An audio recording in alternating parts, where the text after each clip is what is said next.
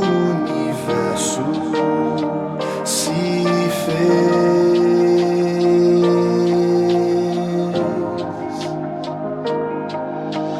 Ele é Cristo, que foi prometido pra morrer, pra pagar o preço de todo o pecado na cruz.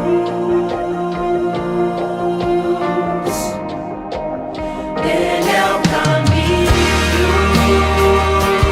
verdade, a vida, a salvação. Quem quer dele ainda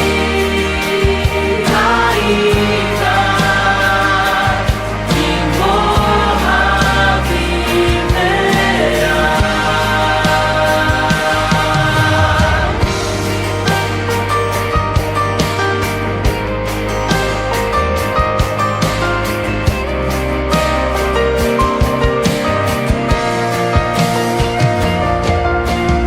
Ele é Cristo,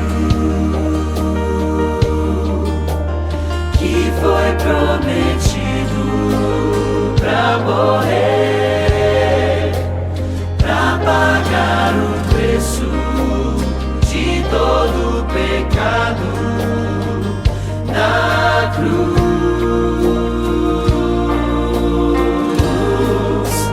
Ele é o caminho, verdade, a vida, a salvação. Estamos hoje iniciando uma série. Essa série tem como título Caminho a Cristo. É isso que nós desejamos, conhecer esse Cristo maravilhoso.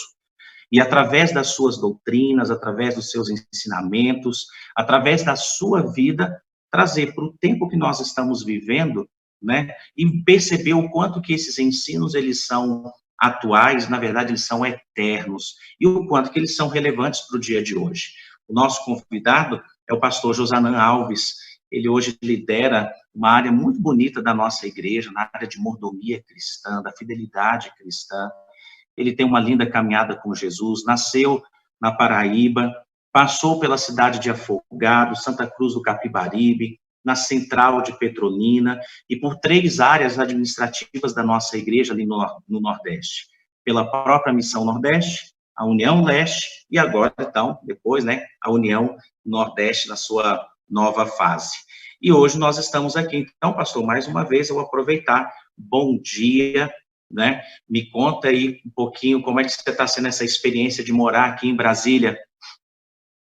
Bom dia, pastor Wesley, muito obrigado pela oportunidade. Bom dia a todos que estão nos ouvindo já nesse momento, que Deus te abençoe, que dê um dia abençoado e em paz. Está sendo fantástico, pastor. A vida do pastor, como você sabe, é de sempre mudança e adaptação. A cidade Brasília é uma cidade incrível, que é muito fácil se adaptar e está sendo muito bom para a minha família morar aqui. Que bacana. O pastor estava me contando aqui um pouquinho antes de nós iniciarmos, que ele já passou pela experiência, né, do ano passado, da primeira seca. Eu confesso, pastor, que o ano passado a seca, ela deu uma trégua, sabe? Particularmente, eu estou há tanto tempo aqui em Brasília, eu nasci, né, em Brasília, confesso que foi um ano mais atípico, mas esperamos que seja atípico assim mesmo, né? Mas dá para passar, aí passa aquele cacau nos lábios, vai fazendo um jeitinho, daqui a pouquinho está acostumado. Só para o senhor conhecer um pouquinho de Brasília, quando realmente a seca está naquela intensidade, os pais têm o costume aqui de pegar bacias, colocar debaixo da cama das crianças, pelo menos foi na minha época assim, né? Hoje tem outras coisas melhores. Minha mãe molhava as toalhas enormes de casa, e aí colocava perto ali da cama. No outro dia estava seca de tudo, né? Mas são características de cada região, né? Tem alguma coisa em especial que você, assim, achou interessante ao estar morando aqui em Brasília? Alguma coisa mais diferente? Amigo, sendo bem sincero, como as 2 últimas cidades que eu morei foram Recife e Salvador, eu estou gostando do trânsito. Essas 2 cidades estão com um trânsito muito, muito difícil, muito complicado, e aqui apesar de alguns momentos ter retenção, mas na maior parte do dia o trânsito é muito bom. Eu não gosto de ficar preso no trânsito. Estou gostando disso. Bacana, tá aí. O trânsito de Brasília, realmente. Para quem é daqui, a gente fica reclamando, mas é talvez porque a gente não conheça tanto outros lugares, e aí fica com essa impressão, né? Mas, pastor, muito bom, que legal o senhor estar aqui, quero te agradecer, e hoje nós vamos abordar um tema muito importante, mas eu quero convidar os nossos amigos que já estão participando para nós orarmos a Deus neste momento. Vamos orar? Querido Pai, eu te agradeço o privilégio que é iniciarmos essa série de estudos aqui aos domingos pela manhã. Obrigado pela vida do pastor Josanã, da sua família, e por saber que nesses momentos que se seguem, nós vamos ter o privilégio de ouvir a tua palavra, de ouvir orientações para a nossa jornada cristã. Fala, Senhor, ao nosso coração. Cria, Senhor, em nós o desejo sincero de termos uma comunhão contigo. É o que nós te pedimos em nome de Jesus. Amém, Senhor. Amém. Pastor Josanã, nós vamos fazer aqui vamos jogar algumas perguntas que são importantes para o tema de hoje, e essa, a primeira, eu confesso que tem mexido comigo nos últimos dias de maneira mais intensa. Vida cristã em pleno século XXI, é algo possível? Como, pastor? Como colocar Deus em primeiro lugar num mundo tão agitado e que parece não ter espaço e nem tempo para Deus? Muito bem, é uma pergunta importante, pastor Wesley, e eu fico impressionado com a Bíblia a cada dia.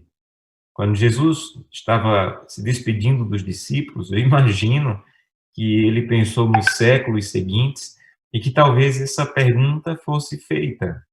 Então ele terminou, e as suas últimas palavras no livro de Mateus são as seguintes: Eis que estarei convosco todos os dias até a consumação do século. Então ele disse assim, olha, eu estou voltando para o céu, mas um dia eu vou voltar. Então quando a Bíblia fala de consumação do século, ele está falando exatamente do retorno de Cristo. Então ele diz assim, olha, eu estou indo embora, mas eu vou estar com vocês todos os dias até o final, até quando eu retorno a essa terra. Então, se não fosse possível andar com Deus hoje, ele não teria dito isso há 2000 anos atrás, que estaria conosco todos os dias. Então, para mim, essa é a maior prova bíblica de que é possível andar com Deus hoje, em meio a uma era tão agitada, um momento tão difícil. Agora, você perguntou aí como isso é possível, como colocar Deus em primeiro lugar em um mundo tão agitado. Vejam, sempre que alguém me faz essa pergunta, a primeira coisa que eu pergunto de volta é sobre o tempo. Vejam, não há uma fórmula mágica para buscar a Deus, mas há uma maneira, um caminho, e o caminho é tempo. Porque buscar a Deus, andar com Deus é um relacionamento, e todo relacionamento exige tempo. Eu não quero ferir ninguém, mas quando eu vou falar para os pais, por exemplo, ou para os noivos, eu digo assim, olha, se você não tem tempo, não tenha filhos. Se você vai ter filhos e você não vai ter nenhum momento para estar com eles, então não tenha, para que outra pessoa crie, não tenha. Então pense antes de ter, porque o relacionamento entre pai e filho necessita de algum tempo, o relacionamento de esposo e esposa necessita de tempo, e o relacionamento com Deus também. Então, se eu não salvo tempo, não é que Deus não queira, não é que não é possível andar com Ele, é simplesmente porque eu não tenho tempo para me relacionar com Ele. Então, essa, para mim, é a base de tudo que nós vamos conversar hoje. Como está o seu tempo? Como você tem usado o tempo para buscar ou não buscar a Deus? Então, é possível sim, pastor, respondendo a sua pergunta, mas tudo depende desse fator tempo, de como eu ando com Deus. E aí, pastor, vem um aspecto interessante. O que Deus deseja do seu povo? O que Deus espera de mim, do Senhor, de todos que estão agora acompanhando e que se dizem o povo do Senhor? Se você tem Bíblia aí, para responder essa pergunta, eu quero abrir em Oséias 6, capítulo 6, verso 3. Oséias, esse livro aí fica logo após Daniel. Oséias, capítulo 6, verso 3, diz o seguinte: Conheçamos e prossigamos em conhecer ao Senhor. Como a alva, a sua vinda é certa. e ele descerá sobre nós como chuva serôdia que rega a terra. Então, o que Deus deseja do seu povo é que nós possamos conhecer a Deus, que possamos saber quem é Deus. Porque talvez uma das maiores dificuldades da caminhada com Deus é porque nós adoramos um Deus que nós criamos na nossa mente. Então, alguém já falou certa vez que o mais importante é adorar o Deus que criou o homem e não o Deus que os homens criaram. Então, às vezes, nós estamos criando um Deus, adorando um Deus que nós criamos. Por exemplo, muitos se relacionam com Deus tendo ainda a visão do seu pai na infância. Um pai agressivo, um pai distante, um pai frio, um pai que não tinha toques nem relacionamento. E as pessoas trazem para Deus essa figura paterna, de que Deus é distante, de que Deus não se preocupa, de que Deus é agressivo. Então, o que Oséias está dizendo é: conheça Deus, não o Deus que você criou na sua mente, não o Deus que você imagina. Conheça o Deus da Bíblia e prossiga em conhecer esse Deus, porque é como a luz da aurora, que cada dia que você se aproxima de Deus vai brilhando mais, você vai tendo mais intimidade com Deus e vai percebendo mais e mais quem é o Deus da Bíblia. Então, pastor, o que Deus espera é que eu conheça, que eu me relacione com Ele, que eu saiba quem Ele é de verdade. A Bíblia tem uma história linda, né, do filho pródigo, que fala exatamente sobre isso. Sobre dois filhos que nenhum dos dois conhecia o pai. Um achava que não dava para viver perto do pai porque era muito difícil, e outro vivia perto do pai triste. Então, o resumo daquela história, a gente enfatiza muito o filho que saiu, mas o resumo daquela história é que os dois filhos não conheciam o pai. Então, precisamos conhecer o nosso pai. Ok, conhecer e avançar nesse conhecimento, né, pastor? E aí vem uma pergunta: qual é o papel da leitura da Bíblia na vida cristã, nesse processo de conhecer o Senhor? Vejam, isso é uma questão importante. Deus poderia ter dito assim: olha, o que eu tinha que fazer por você já fiz na cruz, então agora deem os passos de vocês. Mas Deus é tão extraordinário que Ele disse: olha, eu fiz algo por vocês na cruz que é o suficiente para a tua salvação, mas eu vou orientar que homens inspirados por Deus escrevam livros, e esses livros vão te ajudar a me conhecer. Então, a Bíblia, ela é uma carta para que você conheça Deus. E a Bíblia não é apenas para você conhecer Deus, mas para você também se conhecer. Há um texto em Hebreus, capítulo 4, verso 12, que fala sobre esse propósito da Bíblia. Hebreus 4, 12, diz assim: porque a palavra de Deus é viva. Primeiro ponto, a palavra de Deus é viva. Quando a Bíblia diz que a palavra de Deus é viva, ela está dizendo assim: ela ainda funciona hoje. Não é uma coisa morta que foi para o tempo de Moisés, não, ela é para hoje. Você está com medo? Então a palavra de Deus é tão viva ao ponto de dizer assim: não temas, eu sou contigo. Você está se sentindo sozinho? A palavra de Deus é tão viva para dizer assim: eu sou o teu Deus e estarei ao teu lado. Você está com um casamento se desfazendo, morrendo? A palavra de Deus diz que Jesus pegou um homem que estava morto há vários dias e trouxe vida ao que estava morto. E o mesmo Deus que trouxe vida ao que estava morto é capaz de trazer vida ao teu casamento. Teu filho está tão distante de Deus, tão envolvido com o pecado, que já está cheirando mal do pecado. A Bíblia diz que Deus pegou leprosos que já estavam cheirando mal, e Deus devolveu carne viva ao que estava podre. Então, Deus é capaz de restaurar vidas. Então, quando a Bíblia diz assim: a palavra de Deus é viva, o que está dizendo de verdade é: Ele quer falar com você todo dia e vai atender a tua expectativa, vai atender o teu coração. Mas aqui diz que ela não é apenas viva. Hebreus 4:12 diz que, além dela ser viva, ela é eficaz. Então, não adiantaria muito a palavra de Deus ser viva se ela não funcionasse. A palavra de Deus é viva, me fala alguma coisa útil, mas não funciona. Não. A palavra de Deus tanto é viva como ela funciona. Em outras palavras, a palavra de Deus não é apenas para dizer não minta. A palavra de Deus é para dizer: se você buscar a palavra de Deus, Ele vai te dar força para não mentir. Então, ela não apenas é viva, ela também funciona. Mas ela não apenas é eficaz, Ela é cortante como espada de dois gumes, que penetra até o ponto de dividir a alma e o espírito, juntas e medula, e é apta para discernir os pensamentos e os propósitos do coração. Então, a terceira coisa que o texto diz que a palavra de Deus faz, é ela como que desmascara o ser humano. Essa talvez seja uma das funções mais importantes da Bíblia. Quando você vai para a Bíblia, você é desmascarado.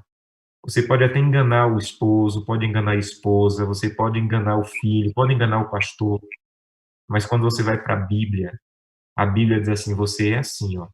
Você é mentiroso, você é pecador, você tem um coração duro, você é idólatra, você é egoísta, você é vaidoso. Então a Bíblia é para desmascarar o ser humano. Eu não sei quantos de vocês, mas a maioria de nós não tem ninguém que tenha coragem de nos desmascarar. Ou quando faz isso, faz com agressividade e sem amor. A Bíblia, ela é viva, ela é eficaz e ela é cortante ao ponto de penetrar e mostrar quem realmente somos. Caramba, pastor, verdade, é gostoso olhar por essa perspectiva.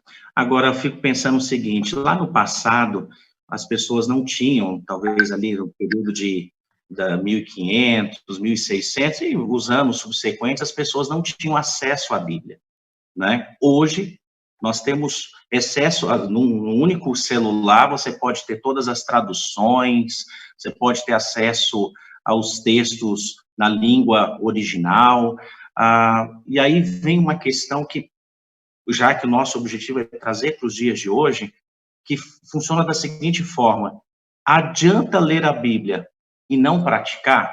Nós vamos aqui fazer essa jornada de 10 encontros, hoje o que não está faltando são lives, muita coisa está acontecendo, tudo em volta da palavra, né? Como eu disse, eu, por exemplo, quando olho aqui para casa, quantas Bíblias eu tenho? No final, a mensagem ali é a mesma. Mas a pergunta é, adianta fazer a leitura da Bíblia e não praticá-la?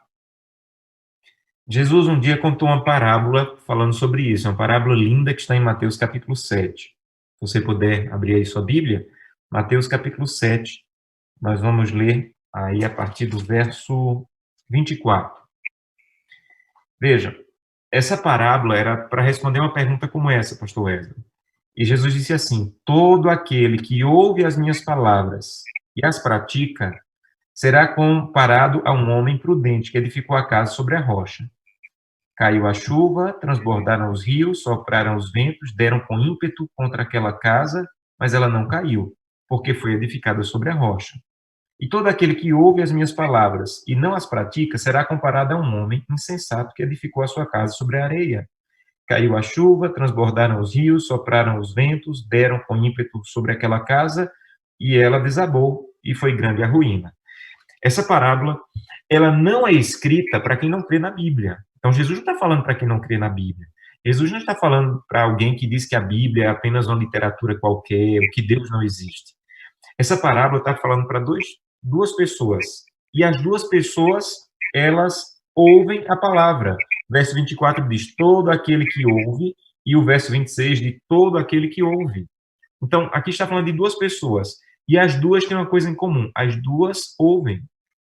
Segunda coisa que eles têm em comum, as duas construíram uma casa, que é a vida, né? Então, se você substituir a palavra casa por vida, você vai entender a profundidade desse ensino.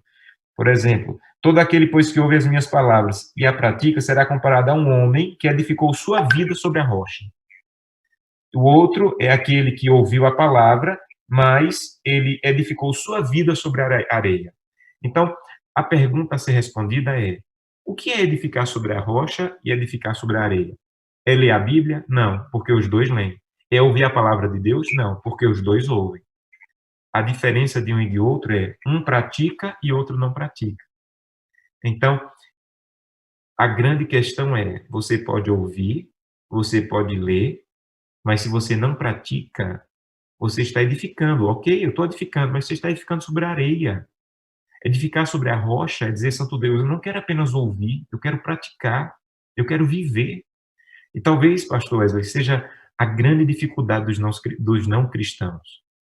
É de encontrar tantas pessoas que leem a Bíblia, mas no dia a dia não vivem, não praticam.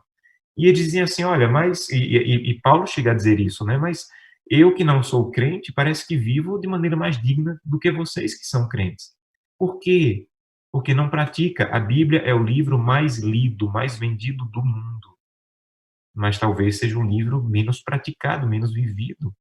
Então, aqui está um apelo, a resposta da sua pergunta, pastor Wesley. É ir a Jesus e dizer: Jesus, eu não quero apenas ler a Bíblia, eu leio jornal, eu leio revista, eu quero viver, quero praticar com a tua ajuda as palavras da Bíblia. E eu quero que a primeira pessoa a notar isso sejam as pessoas que vivem comigo em casa. E esse é um ponto muito importante. As primeiras pessoas que devem ver que o cristianismo funciona tem que ser na tua casa. Então, Ellen White tem até uma citação que ela diz assim: o mais forte argumento em favor da verdade é uma família bem ordenada. Se funciona no meu casamento, se funciona com os meus filhos, o povo de fora vai ver. Então, é importante praticar, pastor. Agora, o pastor Josana, o senhor falando aí, me lembrei a respeito do tempo em que eu estudava, que eu fui iniciado no estudo da Bíblia, né? E é fantástico, a gente como membros da igreja, a gente ensina, a gente recebe os ensinos, mas nos últimos anos uma coisa me preocupou, que foi a respeito da oração. Por quê? A oração ela é fundamental. Os textos na Bíblia, o próprio Jesus, que tinha o poder em si, ele tinha horas, ele separava dias, momentos especiais para a oração, ele estava em conexão com os céus. Mas nesses estudos bíblicos que normalmente nós fazemos, a gente fala sobre oração, mas a gente não diz para as pessoas como orar. E aí vem essa questão, pastor, como orar? Na sua experiência pessoal com a oração, você tem alguma dica especial em relação, inclusive, à própria Bíblia? O que você diria para a gente, assim, porque a parte teórica, ela é muito bonita, e aqueles que têm o privilégio de estudar a Bíblia, eles sabem disso. Estudar a Bíblia é importante, orar é importante, mas a pergunta é como orar? Como estudar a Bíblia? Ótima pergunta. Veja, uma das coisas mais profundas do cristianismo é a oração. E quanto mais você estuda sobre oração, eu já li vários livros sobre oração. Eu nasci num lar adventista, então desde que me entendo de gente, ouvi a minha mãe dizendo assim: tem que orar, tem que orar. Mas quanto mais você estuda sobre oração, mais você vê que ela é profunda. Então é uma das coisas mais profundas da vida cristã é a oração. Eu oriento você a estudar com atenção Lucas capítulo 11. Lucas capítulo 11 é a maior seção bíblica sobre oração e ela é ensinada por Jesus. Então diz que um dia os discípulos estavam vendo Jesus orar e disseram: Jesus, nos ensina a orar. E isso é fantástico. Eles poderiam pedir que Jesus ensinasse qualquer outra coisa, curar, fazer milagres, ressuscitar, pregar, mas eles queriam aprender a orar. E nós também precisamos dizer: Jesus, me ensina a orar. Sabe, eu oro há 35 anos, mas eu sempre começo a oração geralmente dizendo: Jesus, me ensina a orar, me ensina a falar contigo. E ao longo desse tempo, pastor Wesley, eu tenho aprendido algumas coisas que talvez sejam úteis para você e para os que estão nos ouvindo. A primeira coisa que eu aprendi é que você deve orar como você consegue, não como você não consegue. Então, a coisa mais importante sobre oração é ore. Ore. Então, tem pessoas que têm esquemas de oração, movimentos de oração. Ore, ore, converse com Deus. E é o uso da oração que vai te ensinar a orar. Mas na minha vida, pessoal, eu tenho experimentado algumas coisas que têm dado certo. A primeira coisa que eu tenho experimentado é reservar um momento para oração. Então, eu tenho um horário, e naquele horário eu acordo e vou buscar a Deus. Isso antes das atividades do dia. E isso tem sido uma bênção na minha vida. Porque, apesar que nós temos que passar o dia, durante todo o dia, estar ligado a Deus, orar em todo momento, eu oro dirigindo, eu oro fazendo compras, eu oro no trabalho, mas esse momento sozinho com Deus, conversar com Deus, é espetacular. Segunda coisa que eu tenho entendido na minha vida de oração é que orar é permanecer na presença de Deus. Deixa eu explicar isso. Tem pessoas que dizem assim, pastor, como é que alguém consegue passar 30 minutos orando? Eu não consigo passar 30 minutos orando, veja, falando. Veja, para mim orar não é passar 30 minutos falando. Orar é falar o que você tem que falar, mas depois que você falar o que você tiver que falar, permaneça na presença de Deus para que Deus fale com você. Então, não se preocupe se a sua oração só deu 5 minutos. A questão é, depois de 5 minutos, não levante e vá embora. Diga, Senhor, agora eu vou ficar aqui para que o Senhor fale comigo. E Deus vai começar a falar com você através da sua mente. Quantas vezes eu estava orando e eu orei, falei um tempo com Deus e quando terminei de falar, eu disse, Jesus, eu estou orando em nome de Jesus. Amém. E agora eu quero ficar mais um pouco na tua presença para que o Senhor fale comigo. Então, tem pessoas que oram, pedem, agradecem, intercedem. E quando Deus está querendo começar a falar com ela, ela diz, em nome de Jesus, amém, vai embora. Talvez você tenha aprendido que orar é você falar com Deus. E Bíblia é Deus falar com você. Isso não é completamente verdade. Deus também fala com você através da oração. Então, permaneça na presença de Deus. Se você estiver orando, depois de 5 minutos, disser, Senhor, tudo que eu tinha para te falar, já te falei. Você vai sentir Deus dizendo assim, olha, você esqueceu de orar pela Maria, lá no teu trabalho.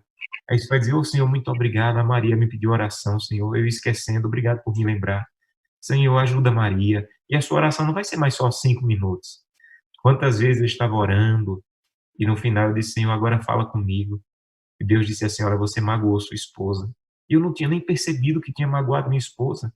E eu vou falar com ela e percebo que ela ficou magoada.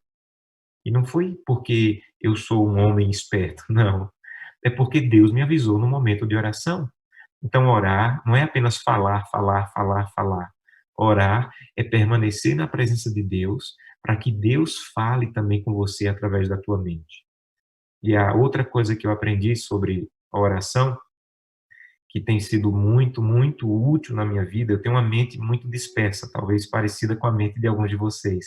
Eu não consigo me concentrar. Eu começo a orar e daqui a pouco a mente já está vagando. Então, sabe o que eu faço? Eu escrevo minhas orações. Gente, eu não tenho palavras para descrever o que isso tem feito na minha vida. Porque quando você está escrevendo, sua mente fica mais concentrada. E ali eu escrevo folhas e folhas.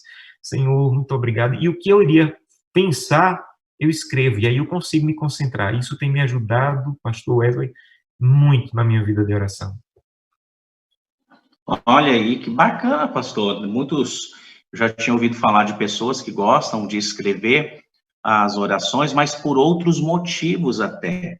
Mas esse ajuda muito para um tempo que nós estamos vivendo, onde as pessoas estão realmente com essa mente, né? Tão acelerada, tanta coisa acontecendo ao mesmo tempo, e aí fica difícil fazer outras coisas ao mesmo tempo que você está escrevendo. Que dica valiosa, pastor. Eu vou pedir até o pessoal que estão com a gente aqui, o que eles têm de experiências. Olha, você que está nos acompanhando, se você tiver alguma experiência especial, algo que você faz, assim, a respeito da oração, compartilhe aqui com a gente, tá bom?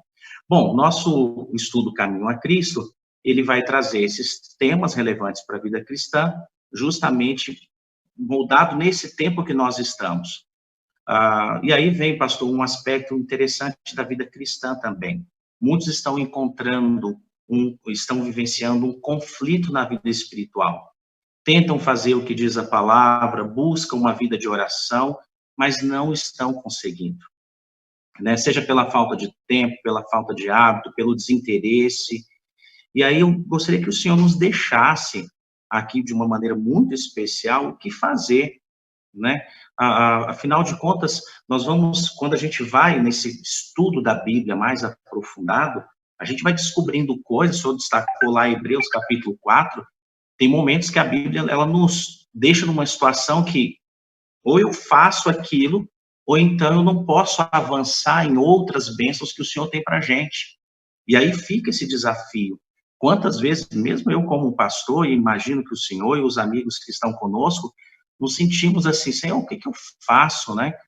A vida espiritual, eu sei da importância dela, preciso colocar Deus em primeiro lugar, as coisas precisam avançar, e aí vem então, pastor, o que fazer nesse conflito, né, da vida espiritual? Como colocar a Bíblia, a oração, como a base até mesmo para a gente buscar as outras coisas mais profundas de Deus.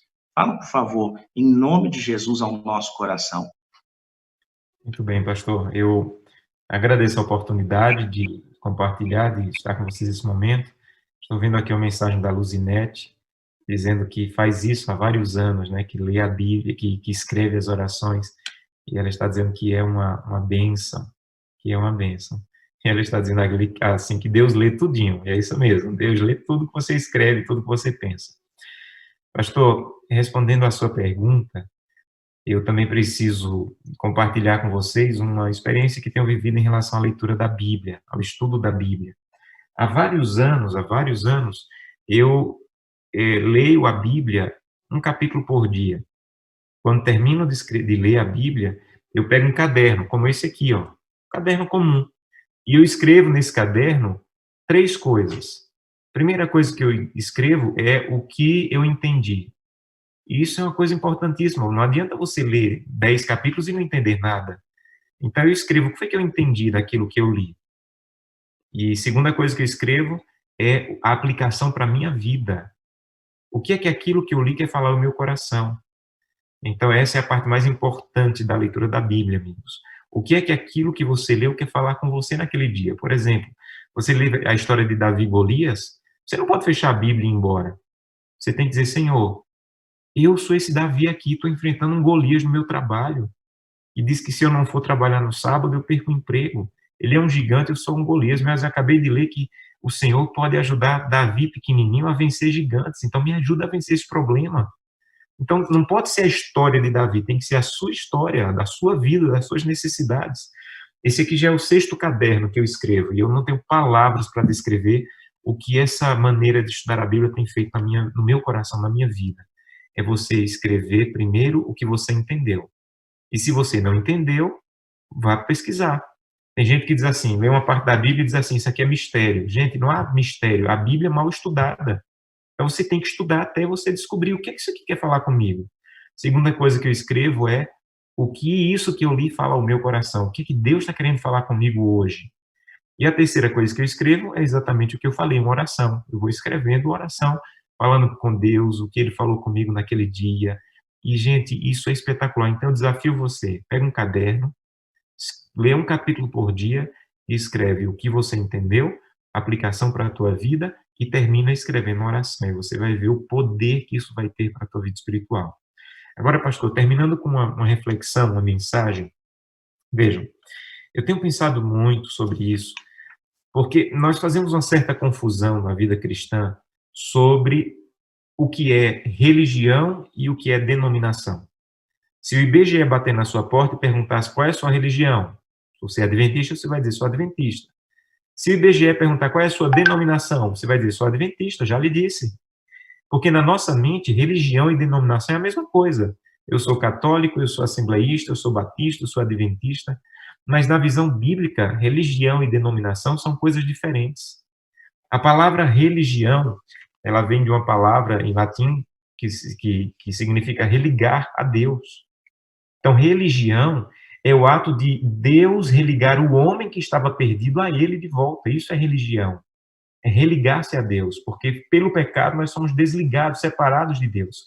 Já a denominação, aí sim, a igreja, é a congregação, é a placa da igreja. Então, no plano original de Deus não existia nem religião nem denominação.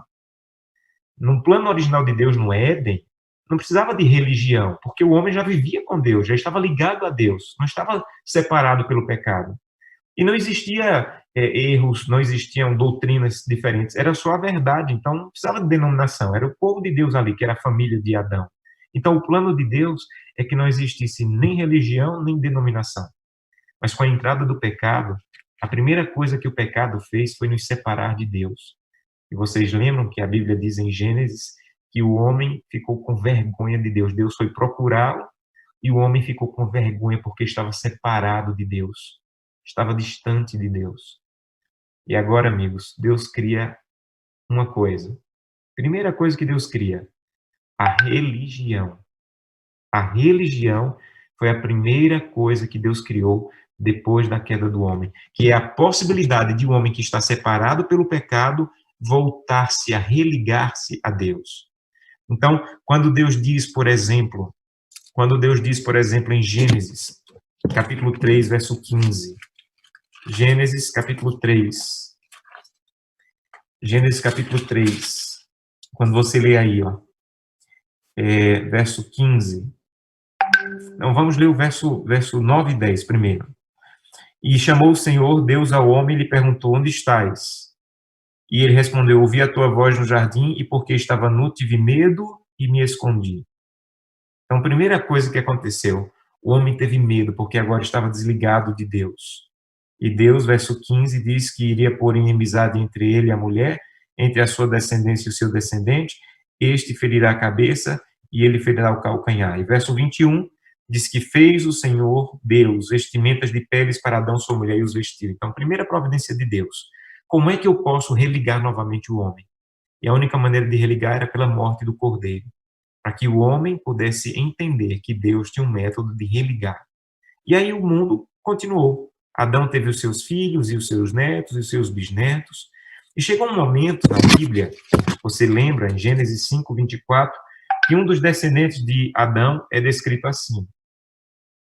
Gênesis 5, 24. Andou Enoque com Deus, e já não era, porque Deus o tomou para si. Vejam, até esse momento, amigos, não existia denominação.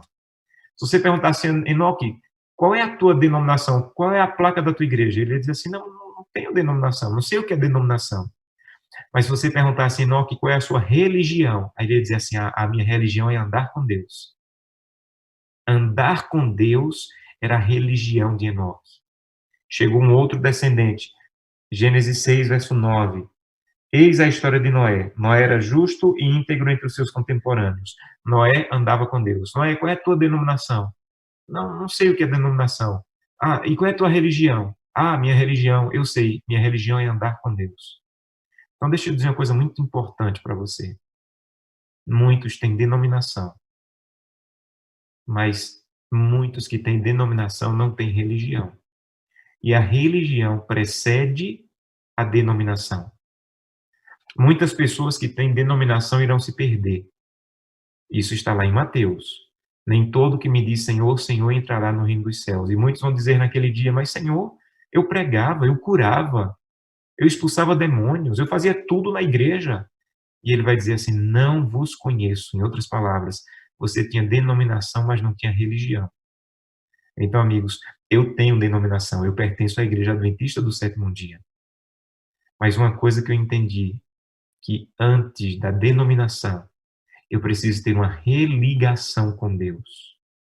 E religação é isso que o pastor Wesley está propondo nessa série.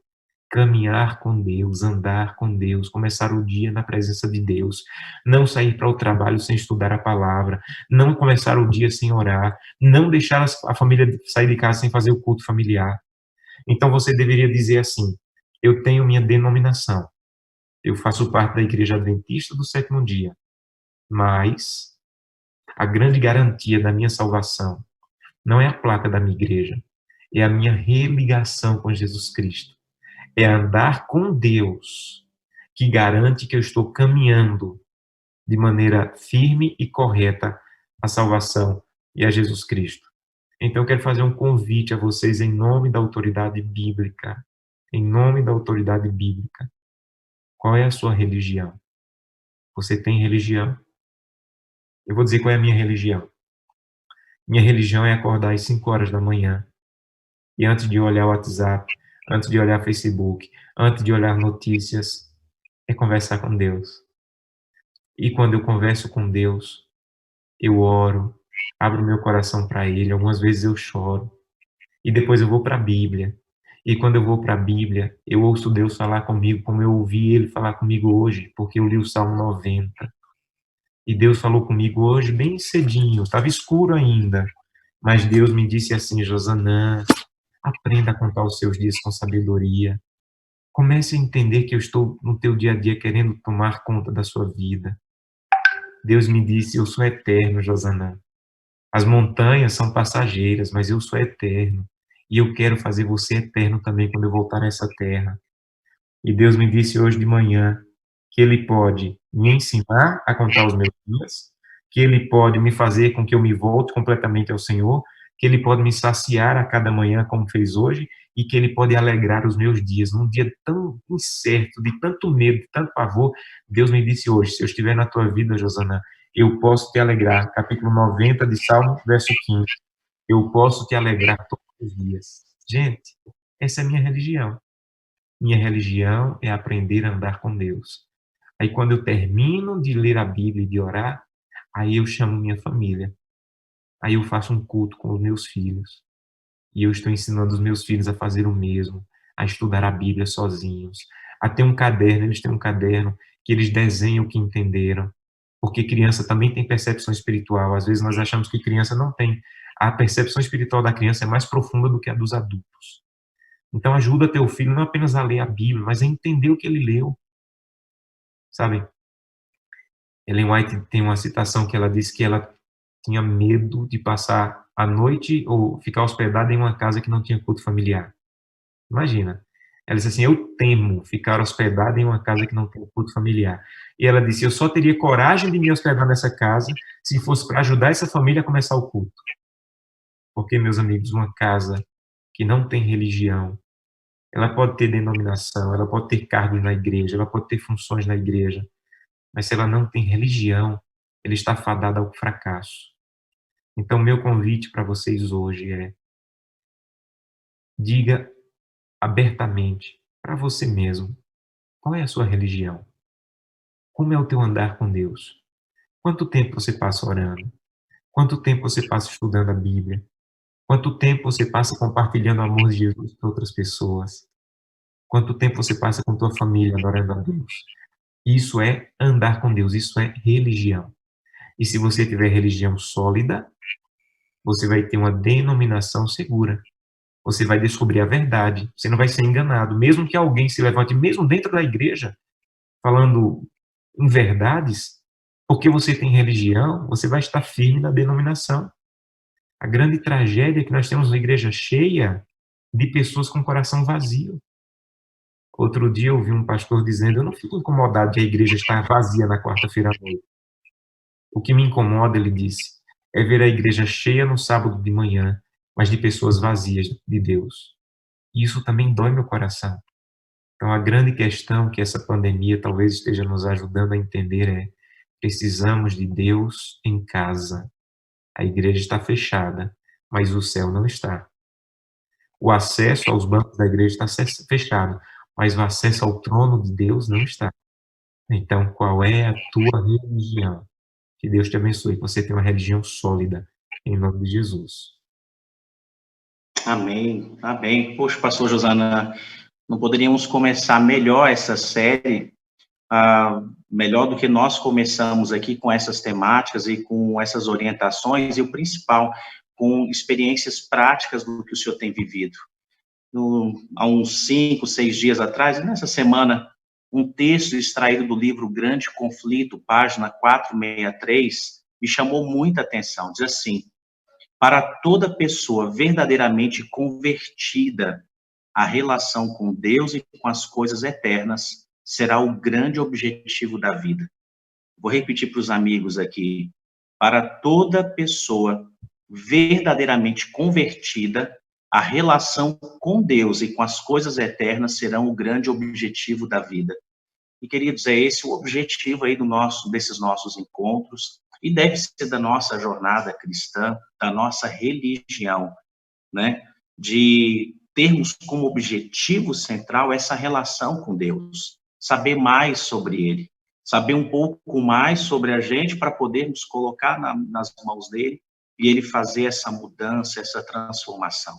Você que vai nos acompanhar ao longo desses encontros, fique sabendo que nós vamos trazer, sim, para os dias de hoje essas temáticas, mas nós vamos continuar pedindo a Deus para que Ele transforme o nosso coração, para que sejamos pessoas diferentes quando passarmos desse período todo da pandemia. Alguns, infelizmente, pastores, estão esperando, né? Não, depois que a vida voltar ao normal, estão dando férias para a vida cristã, estão dando férias para a atividade missionária da família, do indivíduo. Queridos, nós precisamos nos reinventar. Ontem tivemos o privilégio de estudar a Bíblia aqui, pastor, com Felipe Lemos. ele nos dirigiu no curso do Apocalipse. Depois que terminamos essa transmissão com Felipe, eu e mais outros 3 irmãos da igreja estávamos estudando a Bíblia com uma pessoa interessada nas Sagradas Escrituras, e que foi uma experiência muito gostosa. Fica faltando esse calor humano, né?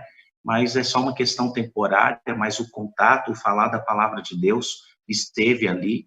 Então, querido amigo, eu te desafio nessa nossa jornada de 10 encontros, de buscarmos a presença de Deus, de trilharmos esse caminho que é em direção a Jesus, tendo Jesus ao nosso lado. Pastor Josanã, quero te agradecer mais uma vez, é um privilégio tê-lo aqui nessa manhã conosco. Eu gostaria que você orasse pelos amigos que estão acompanhando essa mensagem ao vivo, que vão acompanhar no decorrer dessa semana, e em especial por aqueles que vieram esta manhã com o desejo de ter uma jornada cristã diferenciada, que agora que entenderam a diferença entre denominação e religião, que elas também tenham muito claro qual é a religião para a vida delas. Podemos imitar a religião de Enoque, que é o caminhar com Deus, a tua religião, que é essa, logo da manhã. Como é que o senhor definiu bem a sua religião? Como é que você definiu? Quando alguém me pergunta, ou quando eu falo sobre esse tema, eu digo assim, vou te contar qual é a minha religião. Minha religião é acordar às 5h da manhã, antes de olhar o WhatsApp, orar, falar com Deus, depois abrir a palavra e fazer esse exercício que eu disse de escrever o que eu entendi, a aplicação para a minha vida, e depois reunir minha família para fazer o culto familiar. Essa é a minha religião.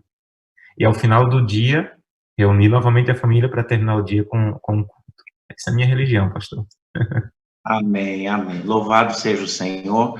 Bom, a menos que o senhor tenha mais alguma coisa que queira compartilhar, eu gostaria que o senhor fizesse a oração final para a gente. E após a sua oração, eu vou fazer um convite aqui para os amigos que estão conosco. Terminar, pastor, com Salmo 116, verso 9. Andarei na presença do Senhor na terra dos viventes.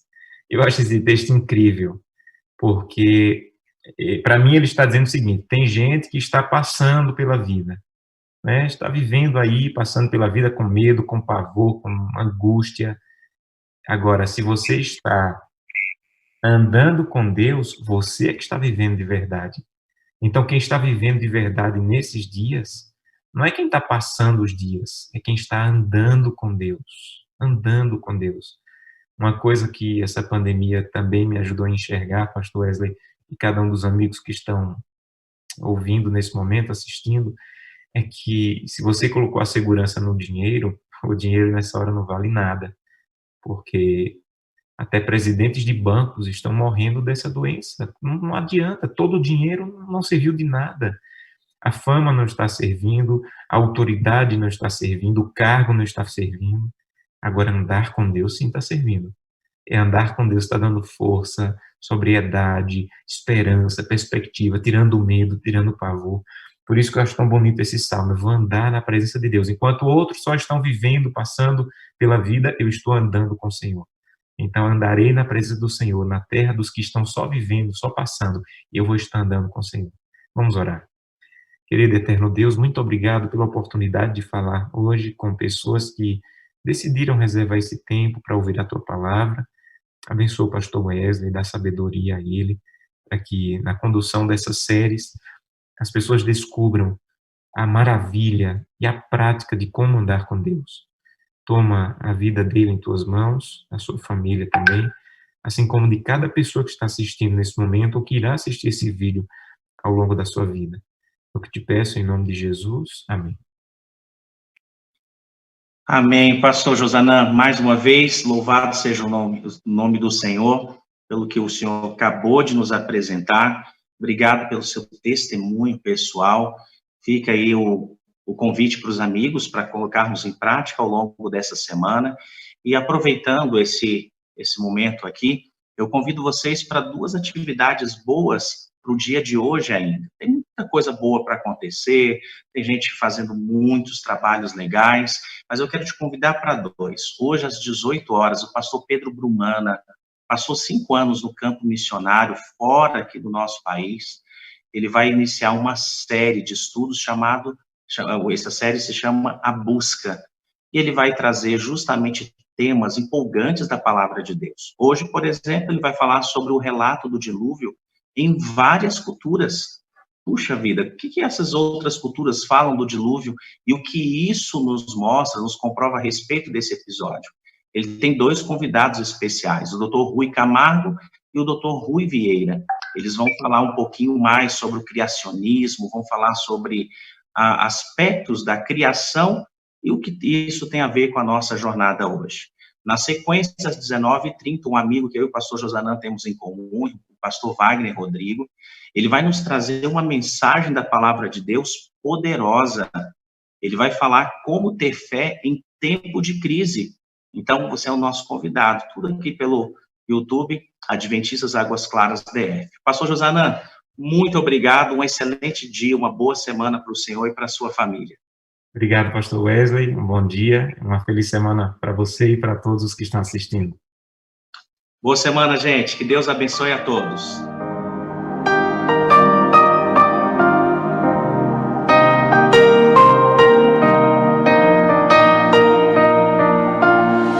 Ele é o Verbo, estava no começo. Ele é Deus, por sua palavra todo o universo se fez.